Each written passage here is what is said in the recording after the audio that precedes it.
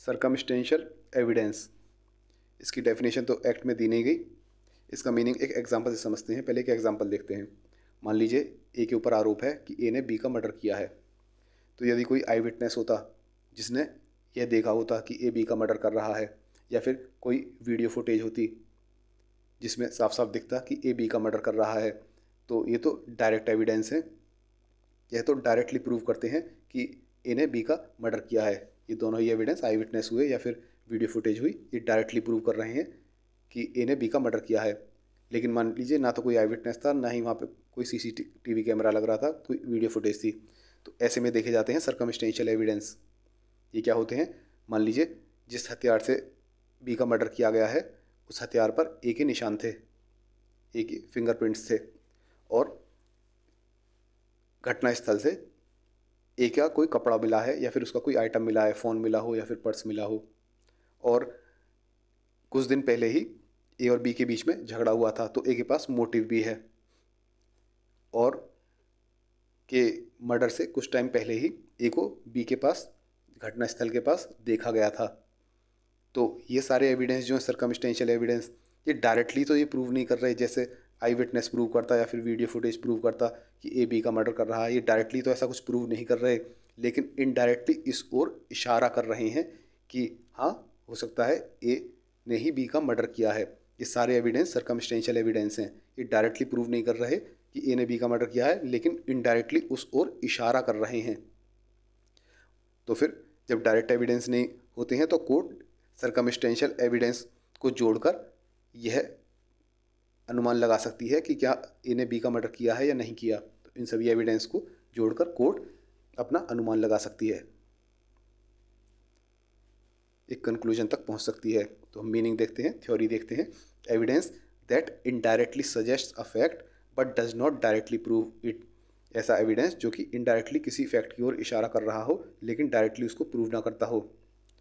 When there is no direct evidence available, then the court looks into the circumstances which can be linked to draw conclusion। जब कोई direct evidence available ना हो तो court circumstances को देखती है और उनको लिंक करके अपने कंक्लूजन तक पहुंच सकती है।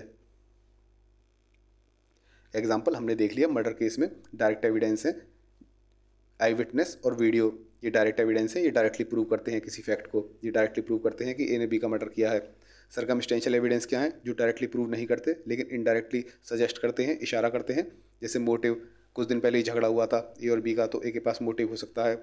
फिंगरप्रिंट्स, हथियार पे ए के फिंगरप्रिंट्स मिले, क्लॉथ और आइटम, उसका कोई कपड़ा मिला या फिर उसका फ़ोन वगैरह मर्डर वाली जगह मिला। Scene near the murder place just before, murder से जस्ट पहले ही वह उस स्थान के आसपास ही देखा गया था। तो ये सभी सर्कमस्टेंशियल एविडेंस हैं, डायरेक्टली तो प्रूव नहीं कर रहे लेकिन इशारा कर रहे हैं कि हाँ, ए ने ही बी का मर्डर किया होगा।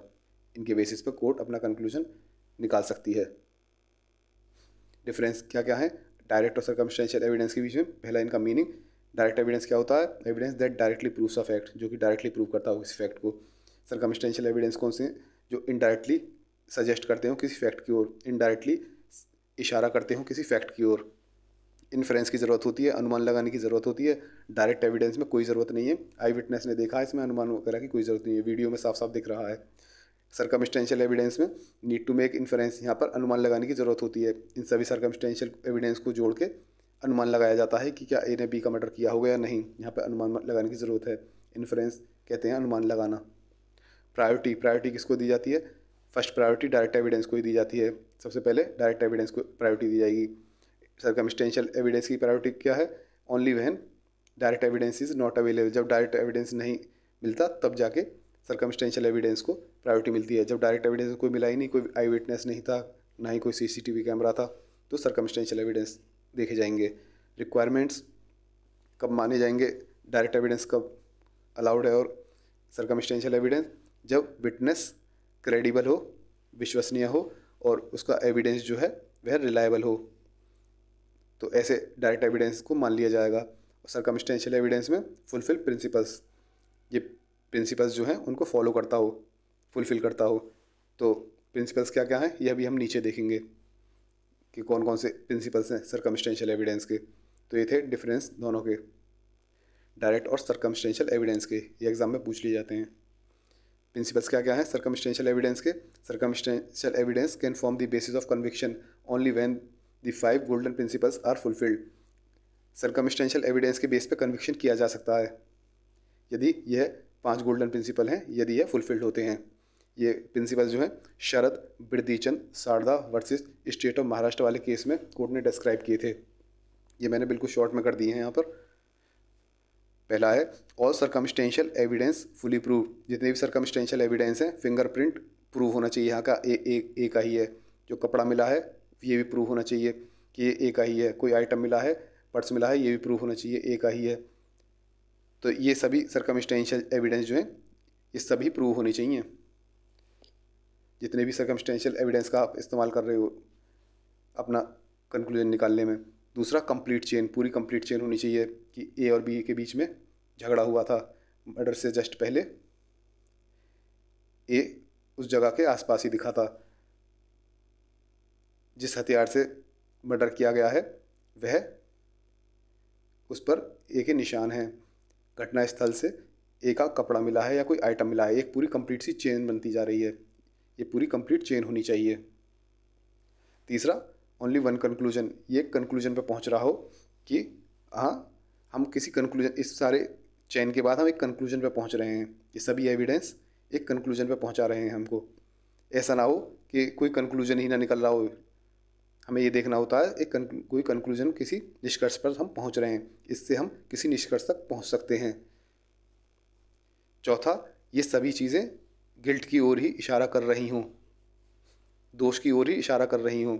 ये जितने भी सर्कमस्टेंशियल एविडेंस थे, फिंगरप्रिंट्स मिलना ए के, तो ए के दोष की ओर इशारा कर रहे हैं, उसकी गिल्ट की ओर इशारा कर रहे हैं। उसके कपड़े उस जगह मिलना, ये वाला सर्कमस्टेंशियल एविडेंस, ये भी उसकी गिल्ट की ओर इशारा कर रहे हैं। उसका घटना स्थल के आसपास देखा जाना, ये भी उसकी गिल्ट की ओर इशारा कर रहा है। उसका मोटिव होना, उनका झगड़ा हुआ था, तो ये भी उसकी गिल्ट की ओर, उसके दोष की ओर इशारा कर रहा है। तो सारे सर्कमस्टेंशियल एविडेंस उसकी ओर इशारा कर रहे हैं। और ये चेन जो है, कंप्लीट चेन जो है, ये चेन पूरी की पूरी के ये उसके पास मोटिव था, उसके बाद उस जगह देखा गया, फिंगरप्रिंट के निशान बने, पूरी कंप्लीट चेन भी जब चेन पूरी कंप्लीट करके देखा जा रहा तो वो भी उसके दोष की ओर इशारा कर रहा है, उसके गिल्ट की ओर इशारा कर रहा है। और जो कंक्लूजन निकला है, जो कंक्लूजन इन सब का हम निकाल रहे हैं, निष्कर्ष जो निकल रहा है, वह भी उसके गिल्ट की ओर इशारा कर रहा है।